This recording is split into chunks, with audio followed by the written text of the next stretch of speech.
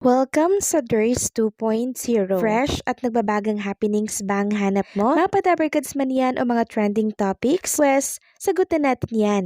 Kaya naman isubscribe nyo na ang ating channel para sa mga nagbabagang balita everyday. So ayun, welcome back again sa ating YouTube channel mga kadabarkads. And for today's video, ang pag-uusapan natin ay tungkol sa mga importanteng kaganapan sa loob at sa labas ng Itbulaga. So kahapon nga po, bago magsimula ang The Clones, nagpasaya muna itong isang international band na Mercy Beatles dito po sa Itbulaga.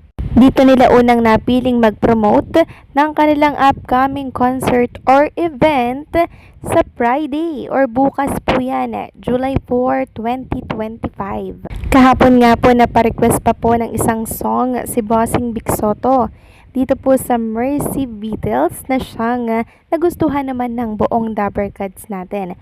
So ano po yung show na yan na pwede nyong puntahan bukas araw ng Friday? So, the Mercy Beatles po, July 4, 2025, 8 p.m. yan sa Theater at Soler. So, nakaka-proud lang po ang Itbulaga dahil talaga namang ang mga guests nila, mga band na dumadalaw dito, talaga namang from international pa. At naglabas nga po ng statement ang The Mercy Beatles sa pag-guest nila at pag-promote ng kanilang upcoming event dito sa Itbulaga. Sabi po nila dito, we had a great time performing a couple of songs today on Itbulaga. Thanks for having us on the show. We'll be performing in Manila in Theater at Soler this Friday, 4th July. We make our appearance on the show at 2:15-12. Did you watch the show?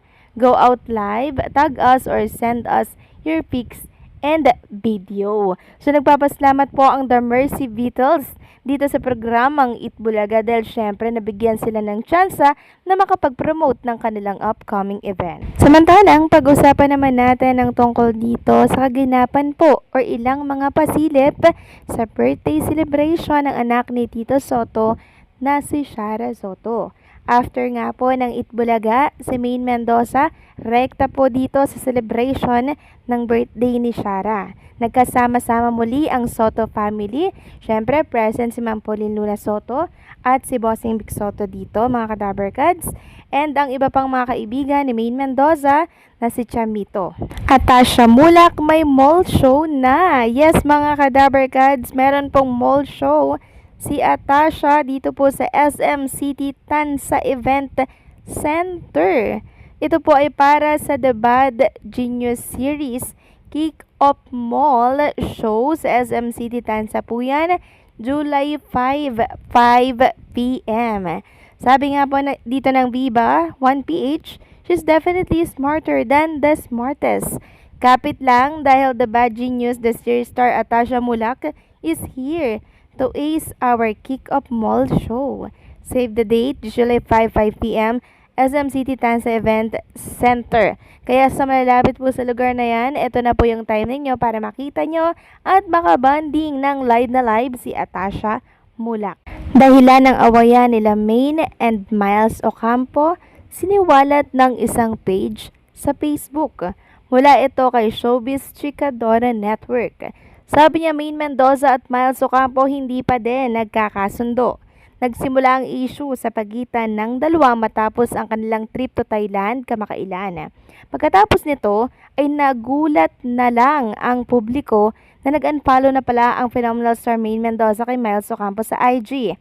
Back to present, mukhang malabo pa din na magkaayos ang dalawa dahil simula ng mag-unfollow si Mengay ay never na silang pinagsama sa segment na therapy.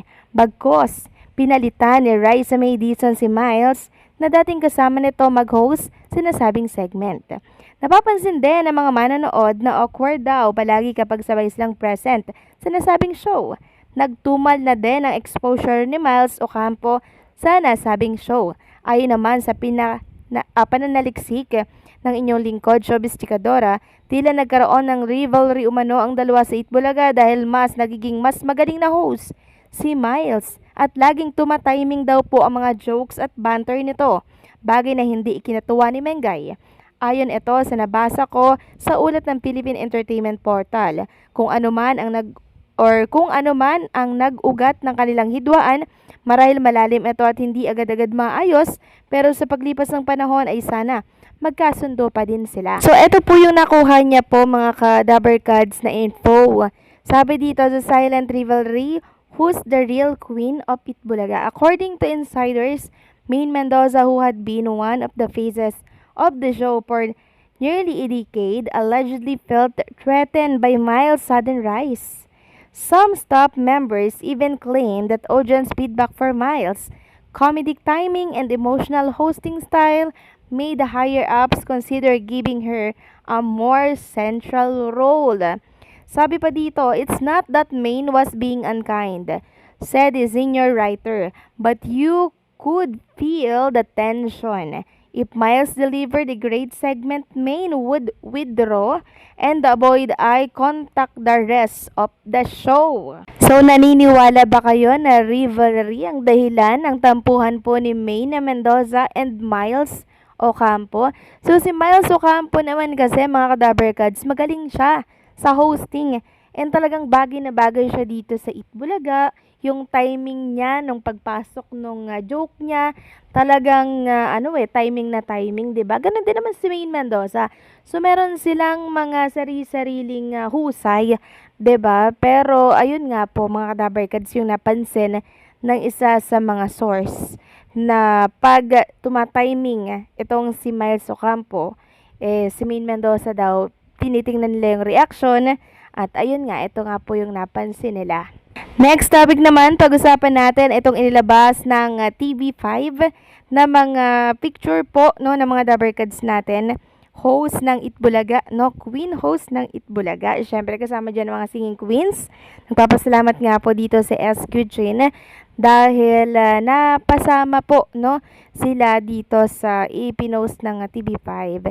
Isa daw pong karangalan ang makasama ang mga nagagandahan na talented na kababaihan na ito sa araw-araw. Sabi kasi ng TV5 dito, EB girls are built different, completos recados with charm, personality, talent, and wit ang mga kababaihan sa Itbulaga TV5. Ikaw, Dabarkad, sino ang pinaka-paborito mo sa ating slaying EB girls? I-chika mo na kung sino at kung bakit sa ating comment section. At mapapansin nyo nga dito, wala dito si Atasha Mulak mga ka-Dabarkads, and isa nga din yan sa napansin ng mga Dabarkads natin. Wala daw si Atasha Mulak dito sa pinost ng TV5.